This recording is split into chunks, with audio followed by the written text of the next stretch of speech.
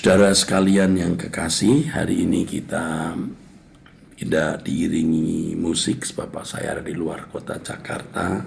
Tidak diiringi musik keyboard maksud saya diiringi gitar oleh Bapak Agustinus.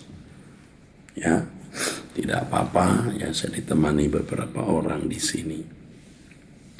Saudara, di dalam Injil Matius, saudara, tertulis bagaimana roh jahat itu mencari tempat untuk dia berdiam, ya, mencari tempat di mana ia mau berdiam. Dia mencari tempat untuk supaya ia bisa berdomisili. Di dalam Matius pasal 12 ayat 43 sampai 45. Firman Tuhan mengatakan, apabila roh jahat keluar dari manusia, ia pun mengembara ke tempat-tempat yang tandus, mencari perhentian, tetapi ia tidak mendapatnya.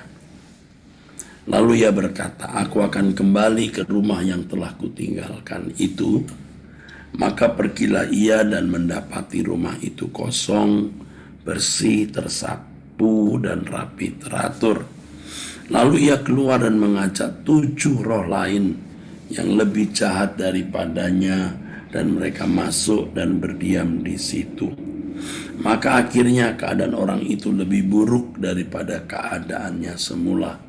Demikian juga akan berlaku atas angkatan yang jahat ini. Saudara, kalau Alkitab bicara mengenai angka 7, itu bicara mengenai angka sempurna. Jadi kalau ada 7 roh jahat masuk dan berdiam di dalam diri seseorang, itu berarti roh jahat memenuhi orang tersebut, lengkap, utuh, sempurna. Dan tentu orang-orang yang didiami roh jahat menjadi sangat jahat. Bisa mengekspresikan pikiran dan perasaan daripada si jahat. Ini bukan berarti orang itu lalu terang-terangan nampak jahat, biadab, atau tidak beradab. Bisa saja dia seakan-akan santun, baik. Bisa saja dia menjadi aktivis gereja, bahkan pendeta. Tetapi orang-orang ini pasti dipakai oleh iblis menghancurkan pekerjaan Tuhan yang besar. Iblis memiliki banyak alasan, saudaraku, yang disuntikkan di dalam pikiran, perasaan orang-orang yang didiami, sehingga mereka memiliki alasan untuk berbuat apapun, seakan-akan hal itu dilakukan untuk Tuhan. Sama seperti Petrus di Matius pasal 16, ketika mencegah Yesus ke Yerusalem, iblis menggunakan Allah, kata Allah.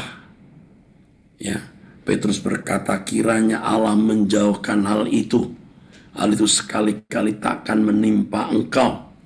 Jangan heran iblis menggunakan ayat Alkitab seperti pencobaan yang ditulis di Alkitab di Matius pasal yang ketiga, Lukas pasal yang keempat. Saudaraku sekalian, ini semua menunjukkan bahwa iblis itu memang, waduh, luar biasa jahatnya, saudaraku. Iblis itu luar biasa jahatnya. Iblis selalu berusaha untuk menghancurkan, ya, anak-anak Allah. Menghancurkan anak-anak Allah. Dia berusaha untuk menghancurkan anak-anak Allah. Terus bagaimana anak-anak Allah menjadi jahat atau bahkan lebih jahat. Lebih jahat dari sebelum dia menjadi orang Kristen. Jadi jangan heran kalau ada orang-orang yang menjadi jahat setelah jadi Kristen. Dulu sebelum jadi Kristen tidak sejahat itu. Sekarang dia menjadi jahat setelah menjadi Kristen, saudaraku. Dan bisa orang-orang Kristen yang baik-baik ini menggunakan ayat Alkitab. Seperti iblis menggunakan ayat Alkitab di Matius pasal 4 ayat 1 sampai ayat yang berikutnya, atau Lukas pasal 4. Ya. Kalau kita membaca Matius pasal 4 ayat 3 menggunakan ayat firman Tuhan. Matius pasal 4 ayat-ayat yang berikutnya menggunakan firman Tuhan. Ya, kamu kan anak Allah, Allah berfirman ini, berfirman begitu, saudaraku. Seperti Petrus ya menghalangi Yesus ke Yerusalem. Dia seakan-akan di pihak Tuhan, saudara. Tapi di pihak Allah maksud saya. Tapi sebenarnya dipakai oleh iblis. Nah, saudaraku sekalian, jangan sampai kita berkeadaan seperti itu. Doa setiap pagi, setiap hari, pasti akan membuka pikiran kita, membuka perasaan kita kalau ada hal-hal yang bukan dari Allah. Kita sering tidak sadar, kita berpikir, berperasaan bukan dari Allah. Dan kalau orang tidak memiliki pertemuan dengan Allah, akan terus-menerus berkeadaan seperti itu. Jadi saudara bisa melihat ciri orang yang dikuasai kuasa kegelapan. Dia tidak akan memiliki doa yang secara berkesinambungan. Dia bisa berdoa dalam kebaktian-kebaktian doa tertentu. Dia bisa doa sebelum tidur atau sebelum makan. Tapi tidak mungkin dia bisa doa dalam waktu khusus selama beberapa waktu dan berkesinambungan. Doa pagi seperti kita ini, saudaraku, ini sangat membuka pikiran kita. Saya sering ditegur Tuhan lewat doa-doa seperti ini. Pada waktu menyembah, Tuhan bicara. Saya berkata, aku mengerti Tuhan, aku paham. Seperti tadi saya merasa Tuhan bicara. Lalu saya berkata, aku mengerti Tuhan, aku paham. Jadi seperti iblis mau mencari tempat di mana dia mau berdiam, mau tinggal. Allah pun mau tinggal dan diam di dalam kehidupan seseorang. Dan Allah bisa diam, tinggal dalam diri seseorang tanpa batas. Kalau iblis ada 7 roh jahat masuk dalam diri orang, kejahatan orang itu sempurna. Maka Allah mau memenuhi orang dengan dirinya, dengan rohnya. 7 sempurna juga. Kalau orang didiami roh jahat, 7 menjadi sangat jahat. Tuhan mau mendiami orang dengan lengkap sempurna supaya orang itu menjadi sangat suci, sangat saleh, bisa berpikir dan berperasaan seperti Allah. Dalam seluruh tindakan perilakunya selalu sesuai dengan pikiran perasaan Allah. Tahukah saudara, kita sedang terus bergumul ya. Bergumul antara manusia lama dan manusia baru. Manusia lama, pikiran-pikiran setan yang masih melekat, dan itu bisa menjadi pangkalan iblis masuk lagi. Tetapi roh Allah akan berbicara, menuntun kita, dan itu menjadi pangkalan Allah mendiami orang tersebut. Di sini terjadi pergumulan, saudara, setiap hari tanpa kita sadari. Makanya konsep-konsep kita harus diubah. Lewat Truth ID saudara mendengar firman. Juga saya lewat doa pribadi Tuhan berbicara. Saya membaca Alkitab, Tuhan berbicara. Supaya pikiran perasaan manusia lama kita yang bisa menjadi pangkalan iblis masuk, kita buang. Dan pikiran Allah, perasaan Allah melalui firman dan kebenarannya, konsep-konsep ilahi yang mendiami diri kita, supaya Allah bisa mendiami kita lengkap sempurna. Tahukah saudara, setiap hari kita bergumul.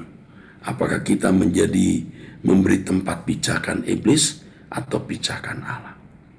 Misalnya kalau kita ada kebencian sedikit, kita pikirkan terus kebencian itu. Lama-lama itu bisa menjadi pangkalan setan. Lalu bisa menjadi tempat perasaan pikiran iblis dimasukkan, berdiam dalam diri orang itu.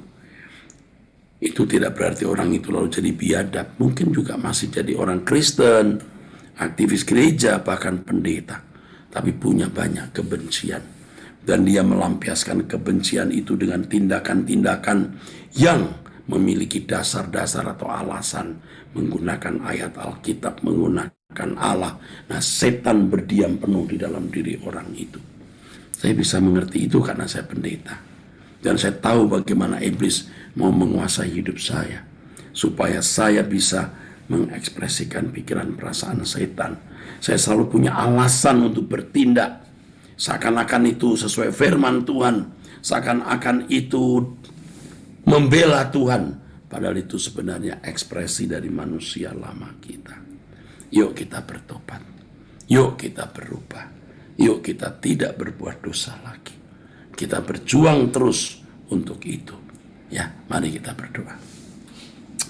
Terima kasih Tuhan untuk firman-Mu yang luar biasa. Nasihat Bapak yang kami terima. Terima kasih Bapak.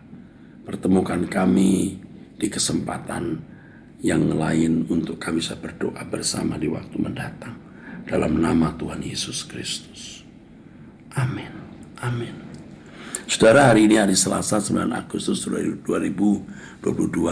Nanti sore Suara Kebenaran akan dilayani oleh hamba Tuhan ya saudara, bukan saya. Tetapi jangan tidak ikut.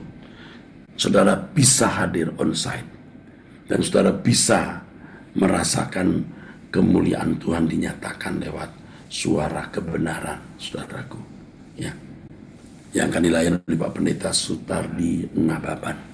Beliau adalah hamba Tuhan yang menurut saya tulus dan bisa menjadi berkat dan bisa menjadi saluran Tuhan berbicara. Hadirlah di Mall Arta Gading, saudara. Jangan karena saya tidak ada, saudara tidak ada. Hadirlah di Mall Arta Gading, lantai 5. Dan saudara buktikan Anda akan diberkati Tuhan lewat hambanya. Dan lewat Truth ID juga. Sampai jumpa, Tuhan memberkati saudara-saudara sekalian. Amin.